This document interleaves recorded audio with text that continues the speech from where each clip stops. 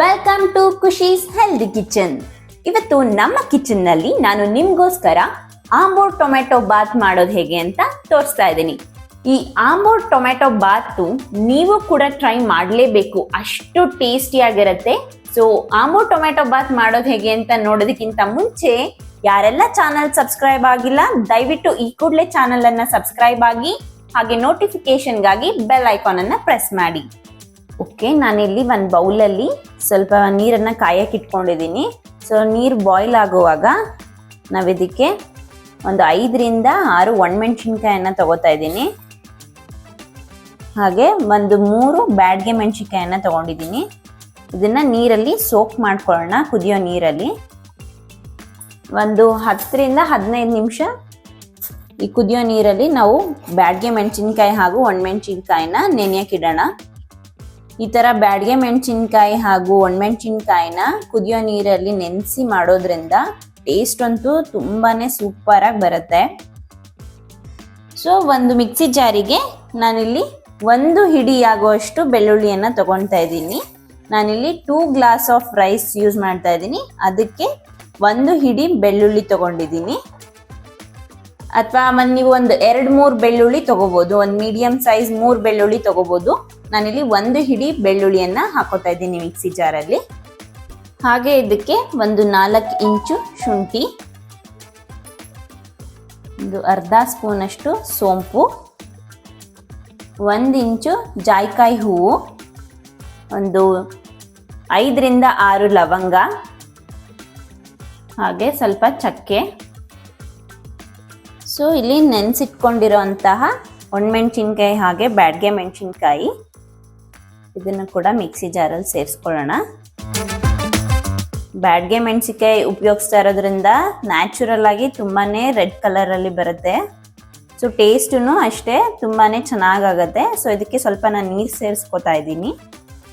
So ಈಗ ಇದನ್ನು ರುಬ್ಕೊಳ್ಳೋಣ. Okay ನೋಡಿ, ಇಲ್ಲಿ ನಾನು ತುಂಬ ನುಣ್ಣಗಲ್ಲ, ಒಂದು ಸ್ವಲ್ಪ ತರ್ತರಿಯಾಗಿ ರುಬ್ಬಿಟ್ಕೊಂಡಿದ್ದೀನಿ. ಕಲರ್ ನೋಡಿ ಎಷ್ಟು ಚೆನ್ನಾಗಿ ಬಂದಿದೆ. ಓಕೆ, ಈಗ ನೆಕ್ಸ್ಟು ಬಾತಿಗೆ ನಾವು ಒಗ್ಗರಣೆಗೆ ಸ್ಟಾರ್ಟ್ ಮಾಡ್ಕೊಳ್ಳೋಣ. ಓಕೆ, ಈಗ ಬಾತ್ ಮಾಡೋದಕ್ಕೆ ನಾನಿಲ್ಲಿ ಒಂದು ಪಾತ್ರೆಯನ್ನು ಕಾಯಕ್ಕೆ ಇಟ್ಕೊಂಡಿದ್ದೀನಿ. ಇದಕ್ಕೆ ಒಂದು 8ರಿಂದ 10 ಟೇಬಲ್ ಸ್ಪೂನ್ ಆಗೋಷ್ಟು ಎಣ್ಣೆ ಹಾಕ್ಕೊಂಡಿದ್ದೀನಿ.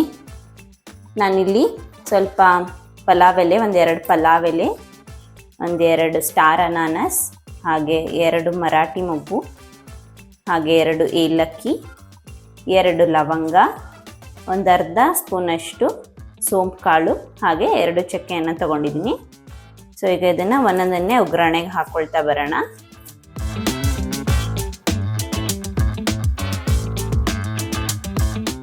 ನಾನಿಲ್ಲಿ ಒಂದು 3 ಮೀಡಿಯಂ ಸೈಜ್ ಈರುಳ್ಳಿಯನ್ನು ತಗೊಂಡು ಉದ್ದುದ್ದಕ್ಕೆ ಹೆಚ್ಚಿಟ್ಕೊಂಡಿದ್ದೀನಿ. ಇದನ್ನು ಸಹ ಒಗ್ಗರಣೆ ಸೇರಿಸ್ಕೊತಾ ಇದ್ದೀನಿ.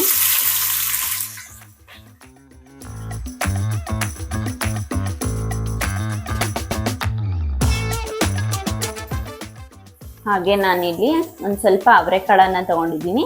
ನೀವು ಬೇಕಿದ್ದಲ್ಲಿ ಹಸಿ ಬಟಾಣಿ ಅಥವಾ ಡ್ರೈ ಬಟಾಣಿ ರಾತ್ರಿಯೇ ನೆನೆಸಿ ಕೂಡ ಉಪಯೋಗಿಸ್ಕೋಬೋದು. ಸೊ ಈ ಅವರೆಕಾಳನ್ನು ಹಾಕೋತಾ ಇದ್ದೀನಿ. ಈಗ ಈರುಳ್ಳಿ ಮತ್ತು ಅವರೆಕಾಳನ್ನು ಚೆನ್ನಾಗಿ ಫ್ರೈ ಮಾಡ್ಕೊಳ್ಳೋಣ ಎಣ್ಣೆಲಿ. ಈರುಳ್ಳಿ ಎಲ್ಲ ಸ್ವಲ್ಪ ಗೋಲ್ಡ್ ಬ್ರೌನ್ ಬರೋ ತನಕ ಚೆನ್ನಾಗಿ ಫ್ರೈ ಮಾಡ್ಕೊಳ್ಳೋಣ.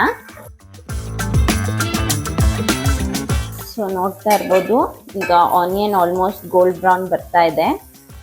So onion almost gold brown ಬರ್ತಾ ಇದೆ.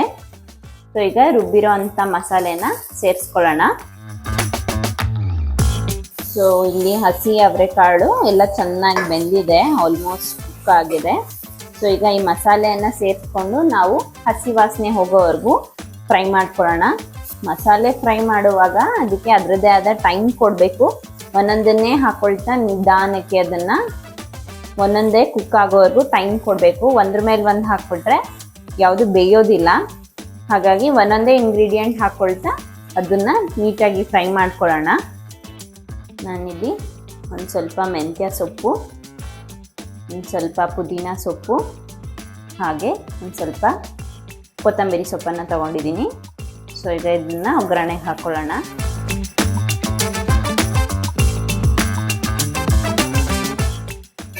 ಸೊಪ್ಪೆಲ್ಲನೂ ಕೂಡ ಹಾಕಿ ಸ್ವಲ್ಪ ಎಣ್ಣೆ ಬಿಡೋ ತನಕ ಚೆನ್ನಾಗಿ ಫ್ರೈ ಮಾಡ್ಕೊಳ್ಳೋಣ.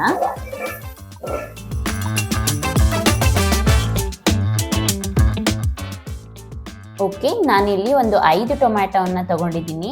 5 ಟೊಮ್ಯಾಟೋನ ಸಣ್ಣಕ್ಕೆ ಉದ್ದಕ್ಕೆ ಹೆಚ್ಚಿಟ್ಕೊಂಡಿದ್ದೀನಿ. ಅದನ್ನು ಕೂಡ ಇದರಲ್ಲಿ ಹಾಕಿ ಫ್ರೈ ಮಾಡ್ಕೊಳ್ಳೋಣ. ತುಂಬ ಫ್ರೈ ಮಾಡೋದು ಬೇಡ, ಜಸ್ಟ್ ಲೈಟಾಗಿ ಫ್ರೈ ಮಾಡ್ಕೊಳ್ಳೋಣ. ಸೊ ಟೊಮ್ಯಾಟೋನ ತುಂಬ ಸ್ಮ್ಯಾಶ್ ಆಗೋ ತನಕ ಬೇಯಿಸ್ಕೊಳ್ಳೋದು ಬೇಡ, ಒಂದು ಸ್ವಲ್ಪ ಎಣ್ಣೆಯಲ್ಲಿ ಫ್ರೈ ಮಾಡ್ಕೊಳ್ಳೋಣ.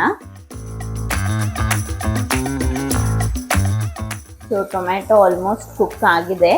ಈಗ ನಾನಿಲ್ಲಿ 2 ಗ್ಲಾಸ್ ಅಕ್ಕಿಗೆ 4 ಗ್ಲಾಸ್ ಅಷ್ಟು ನೀರನ್ನು ತಗೊಂಡಿದ್ದೀನಿ. ಸೊ ಈಗ ನೀರು ಹಾಕೊಳ್ಳೋಣ. ನೀವು ಬೇಕಿದ್ದಲ್ಲಿ ಕುಕ್ಕರಲ್ಲೂ ಕೂಡ ಮಾಡ್ಕೋಬೋದು, ಸೇಮ್ ಪ್ರಾಸೆಸ್ಸು. ನಾನಿಲ್ಲಿ ಪಾತ್ರೆಯಲ್ಲೇ ಮಾಡಿ ತೋರಿಸ್ತಾ ಇದ್ದೀನಿ. ಸೊ ಟೊಮೆಟೊನ ನಾವು ಸ್ವಲ್ಪ ದಪ್ಪಕ್ಕೆ ಹೆಚ್ಚಿರೋದ್ರಿಂದ ತಿನ್ನುವಾಗ ಮಧ್ಯ ಮಧ್ಯ ಟೊಮೆಟೊ ಬಾಯಿಗೆ ಸಿಗ್ತಾ ಇರುವಾಗ ಟೊಮೆಟೊ ಬಾತ್ ತುಂಬ ಎನ್ಹ್ಯಾನ್ಸ್ ಆಗುತ್ತೆ, ತುಂಬ ಟೇಸ್ಟಿಯಾಗಿ ಕೂಡ ಇರುತ್ತೆ.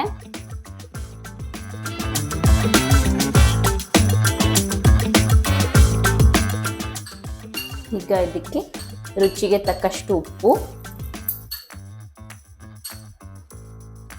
ಸೊ ಈಗ ನೀರು ಕುದಿಯೋಕ್ಕೆ ಸ್ಟಾರ್ಟ್ ಆಗಿದೆ. ಈಗ ನಾನು 2 ಗ್ಲಾಸ್ ಅಷ್ಟು ಅಕ್ಕಿಯನ್ನು ತೊಳೆದಿಟ್ಕೊಂಡಿದ್ದೀನಿ. ಇದನ್ನು ಸೇರಿಸ್ಕೊಳ್ಳೋಣ.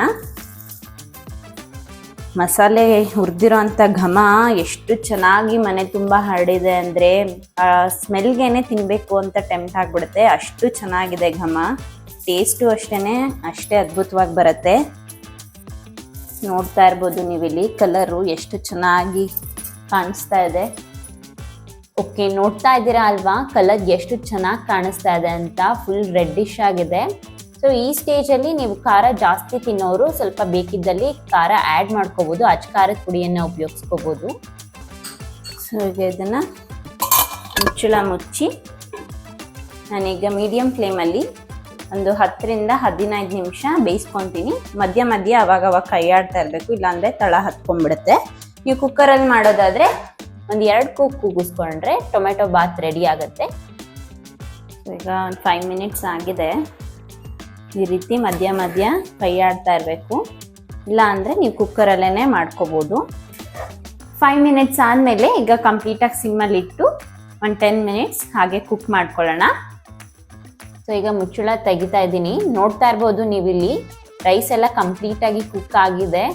ಘಮ ಘಮ ಅಂತ ವಾಸನೆ ಬರ್ತಾ ಇದೆ. ನಂಗಂತೂ ನೋಡ್ತಾ ಇದ್ರೆ ಬಾಯಲ್ಲಿ ನೀರು ಉರ್ತಾ ಇದೆ, ಎಷ್ಟೊತ್ತಿಗೆ ತಿಂತೀನೋ ಅನಿಸ್ತಾ ಇದೆ. Ambur tomato bath rice ready ಇದೆ ತಿನ್ನೋದಕ್ಕೆ. ಸೊ ಇದನ್ನು ಸರ್ವಿಂಗ್ ಪ್ಲೇಟ್ಗೆ ಹಾಕೊಳ್ಳೋಣ ಬನ್ನಿ.